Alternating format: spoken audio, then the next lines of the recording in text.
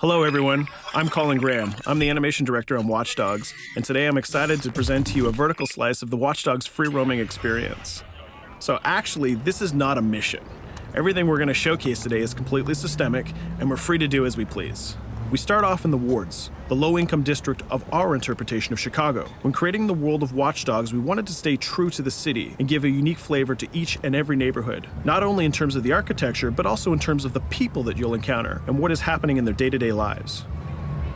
In the wards, you'll see working-class citizens, rusty cars, gang members, abandoned houses, and low-grade pawn shops. It's really not the kind of place that you're going to want to be alone after dark. Nowadays, modern cities are increasingly managed by software, controlling traffic lights, electricity grids, and surveillance systems. In our version of Chicago, this management software is called CTOS, or the Central Operating System. The CTOS controls everything in the city, and it was created by the Bloom Corporation. Since the CTOS has been installed in Chicago, people get to work faster, the crime rate is dropped, and the communication networks are now more accessible and stable than they ever were before. It goes without saying that if everything is connected, somebody able to take over the system would be extremely powerful. At this point in the game, we don't have control over this district's CTOS system. The icons that you see over people's head mean that we cannot hack into their mobile devices at the moment. We need to find the CTOS control center, install a backdoor virus into the system to take control over all of the infrastructure in this district. There it is, the CTOS control center.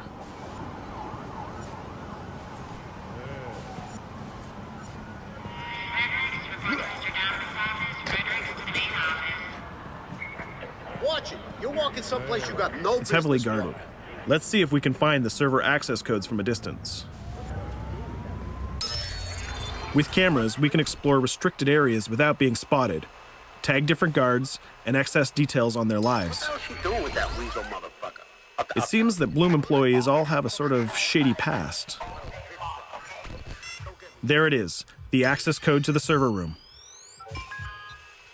Unfortunately, we can't access the server via the cameras. We need to sneak inside. One thing that was really important to us when we designed Watch Dogs was to fully support different player styles. Every situation in the game can be tackled the way the player sees fit.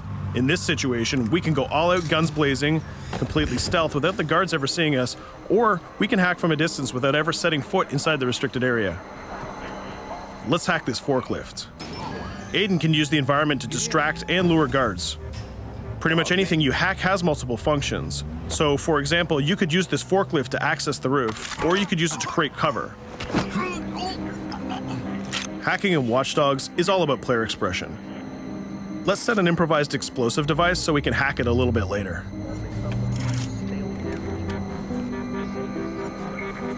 You'll also notice Aiden's low-profile stance.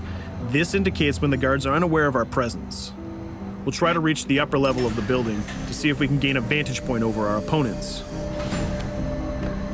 Everything in the environment can be hacked, so we're going to make some dynamic cover. That's how you spend a day off. Some quality meat. We'll use this forklift to lure the guard towards our IED that we set earlier. Let's see how this plan unfolds. You're working them on.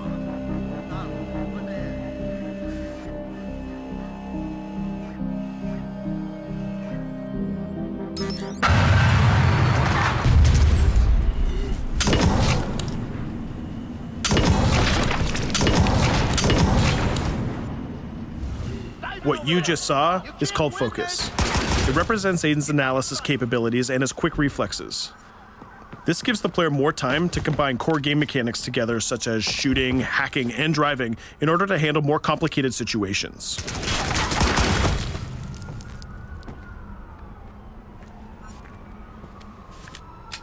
Now we can access that control room.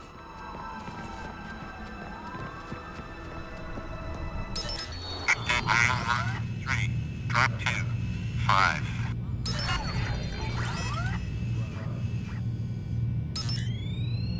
Now we'll be able to hack all of the devices connected to the CTOS within the districts. Thousands of cameras, traffic lights, the electricity grid, and most importantly, all of the citizen information profiles. We can also benefit from the Chicago Police Department crime prediction system, which uses facial and pattern recognition to spot potential criminals or potential victims. Since this is a pretty rough neighborhood, I'm pretty sure we're going to stumble on some suspected criminal activity pretty soon. And there it is. The system just pushed an alert of a potential crime. We can see the system trying to triangulate the location on our minimap. Take note, this isn't a mission. This can happen anywhere at any time. We've just spotted a potential victim. It's always up to the player if he wants to investigate or not, to take action or not.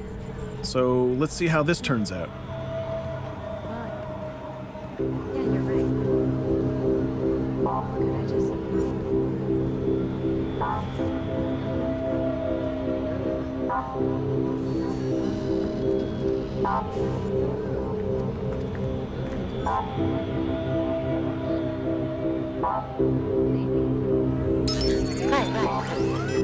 You think you're leaving me? Huh?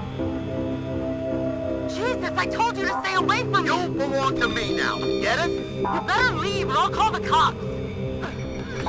I'll fucking kill you, goddammit.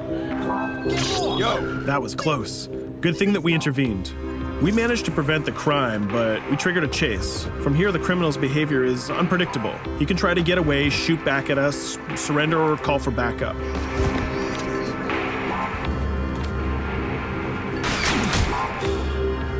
It seems like he decided to get away by car. Let's chase him down. In Watch Dogs, we have a wide variety of vehicles. Each one of them has their own unique properties and handling. Let's see how we can use the CTOS to our advantage to neutralize this criminal and leave the cops to deal with him later.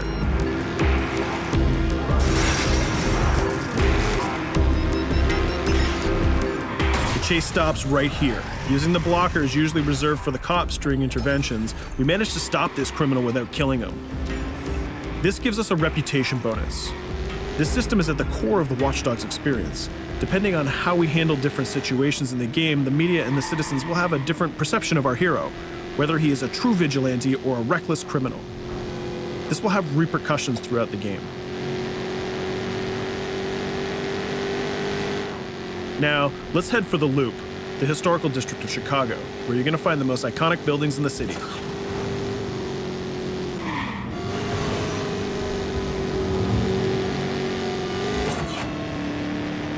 We're going to go to a gun shop to see what arsenal is available for players.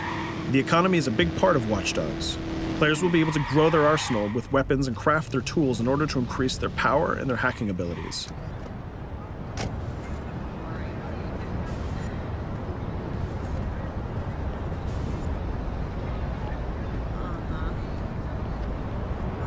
No, it's okay.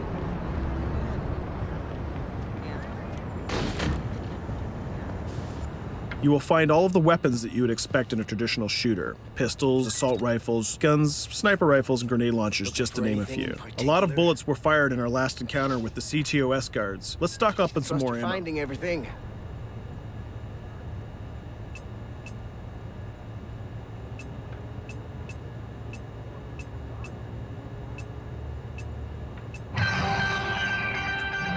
As we mentioned earlier, the media keep track of your actions and the citizens are going to react according to the perception that they have of you. Here, the media is reporting a crime in which you are the #1 suspect. The gun shop owner recognized you and decided to trigger a silent alarm to notify the police. Copy that. Possible one suspect presumed armed and dangerous. Police are now trying to locate the source of the threat using the surveillance system in the city, represented by the yellow circles on the minimap. Come in, PH3.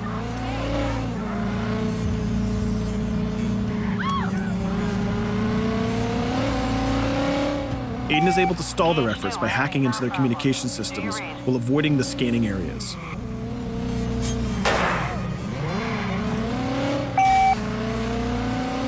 PH units, do you copy? Repeat, squad to all PH units. Once they've lost our trail, we can go back to our activities.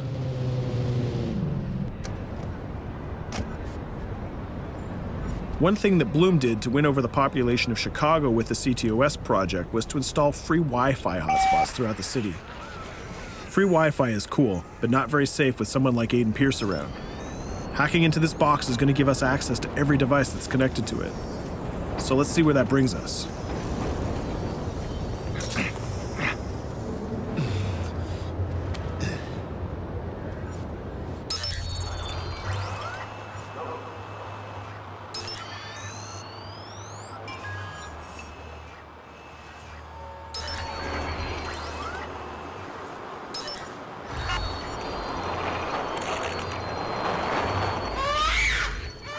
We just hacked into the webcam of a laptop. It seems that we're in the apartment of a mother and we can hear her baby crying in the background.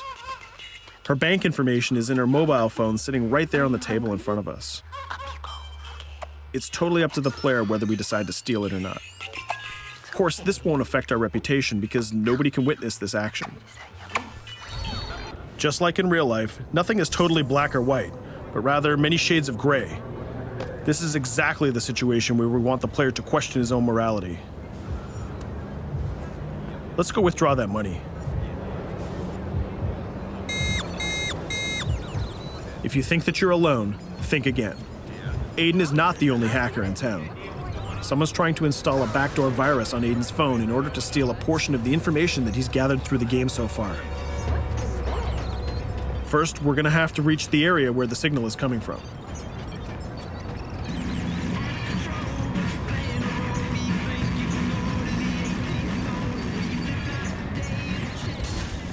Using our profiler, we're going to try to identify the hacker before the installation finishes.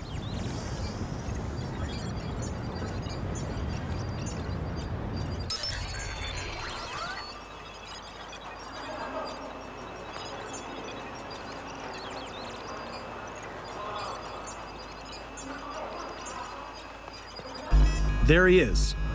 In Watch Dogs, things aren't always what they seem to be. This is actually another player that seamlessly came into our single-player experience. Let's not let him get away with this. We're gonna teach this guy a lesson.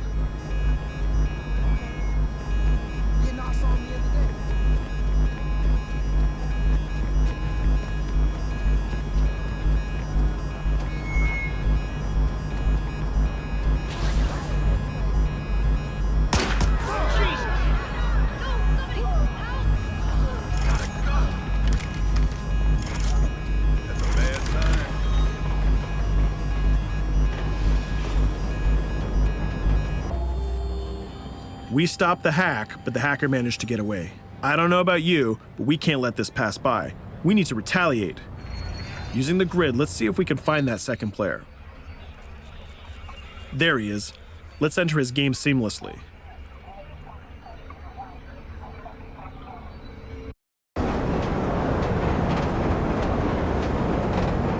The second player is not yet aware of our presence. If we act carefully, he might think that we're one of the many NPCs in the city.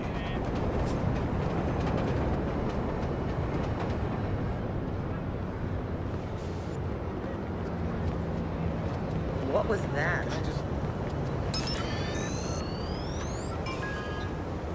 So let's find a place to hide and start hacking. What's going on?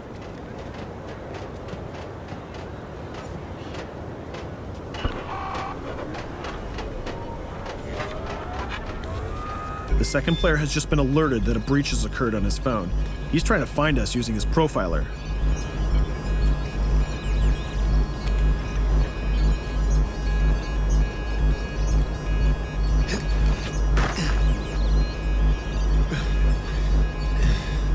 He's dangerously close. Let's hide in the car.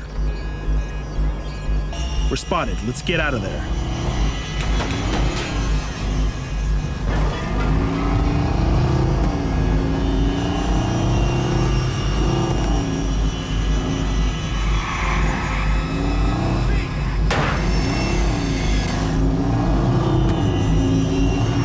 Let's set up an ambush right here. By dragging the other player back here into the alley, we make sure that no civilians get hurt during the firefight. We didn't succeed in hacking the second player, but we did get a little bit of revenge. So that's what we have time for today. We hope you enjoyed our quick gameplay session. Stay tuned for more about Watch Dogs.